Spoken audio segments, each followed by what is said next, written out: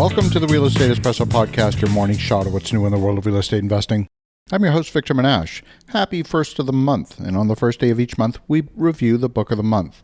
In order to be considered for book of the month, a book has to meet a very simple criteria. It has to be impactful enough that it will either change your life or your perspective on the world. Whether it does or not, of course, is entirely up to you. If you just consume it as a piece of entertainment, well, you're missing the point. But if you internalize it, view the world through that different lens, the book has the opportunity to have an impact on your life. Our book this month is absolutely worthy of Book of the Month, and given the momentous global geopolitical changes that have become apparent this year with the invasion of the Ukraine, I felt it was important to study these relationships so I would see the world from a more informed perspective. I want to be clear, I'm not a conspiracy theorist. I don't seek out doomsday scenarios. Our book this month is called War Without Rules by retired Brigadier General Robert Spalding. Robert Spalding was the China advisor to the Joint Chiefs of Staff. The book is an in-depth analysis of the Chinese war manual called Unrestricted Warfare that was written in 1999 by two colonels in the Red Army.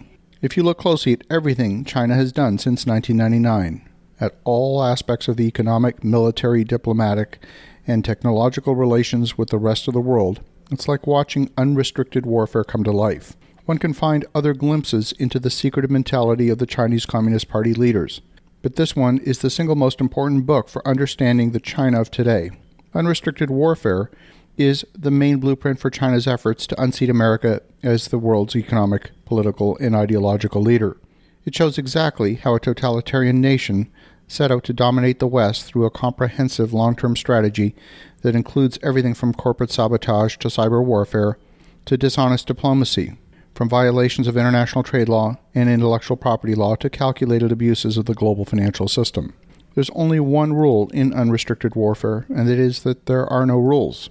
This book is key to decoding China's master plan for world domination, which has been progressing more steadily and successfully than most Americans realize, even accelerating under the reign of Xi Jinping.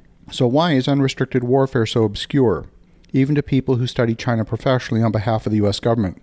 It's not as if the book is some secret document that's never escaped the inner sanctum of the Chinese Communist Party. Quite the opposite. The original translation by the U.S. government is in the public domain. You can Google it and click on the English translation for free in less than a second.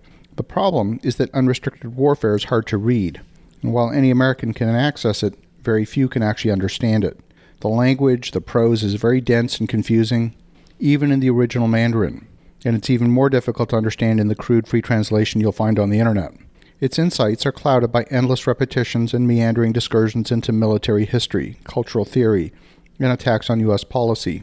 The two authors, Colonels Zhao Liang and Wang Xiangxi, get tangled into semantics and draw on faulty citations and unsourced references. So the book by Brigadier General Robert Spalding is an in-depth book study of unrestricted warfare with excerpts from the book quoted, followed by analysis of each section by General Spalding. Each chapter deals with a different facet of warfare: economic, technological, biological, cultural, ideological, military, and so on. The colonels who wrote the original work explore the weaponization of virtually any asset. The level of espionage and infiltration of American industrial, government, academic, and defense sectors is patient, deliberate, and potent. The FBI launches new daily espionage investigations numbering in the dozens, and the mountain of evidence is overwhelming. I've personally visited the R&D centers of China's preeminent telecom manufacturers in both Beijing and Shenzhen. I've dined and gone gambling with the chairman of a major telecom company. We met on numerous occasions in China and in North America. When I was in the telecom industry myself, I managed several different chip design organizations. A large number of the engineers who used to work for me went to work for Huawei after the failure of Nortel. In the original Chinese text, the authors spent a lot of time studying armed conflict from around the world. Their analysis of the First Gulf War was thorough and illuminating. Western governments have a habit of equipping their armies to do a better job of fighting the last wars, not the future wars. There's a clear separation between the political, educational, industrial, fiscal, and military parts of governments here in the West, but in China they're integrated. The Chinese Communist Party does not have the same values that we do in the West. They see our emphasis on human rights as a weakness. They understand that public opinion and the need for politicians to be reelected are points of leverage. The Vietnam War galvanized public opinion against the casualties of war and the Chinese Communist Party fully understands how public opinion, and the free flow of ideas in particular, can get in the way of a strategy. Our abrupt and badly managed withdrawal from Afghanistan in the summer of 2021 was necessitated, as President Biden said, by an aversion to losing one more American soldier. In the eyes of the Chinese, that's a weakness. He insisted on this despite advice from military advisors that keeping a small force was worth the risk. And the Chinese had a field day mocking our humiliating retreat. There are way too many examples from this book to mention in a 5-minute podcast episode.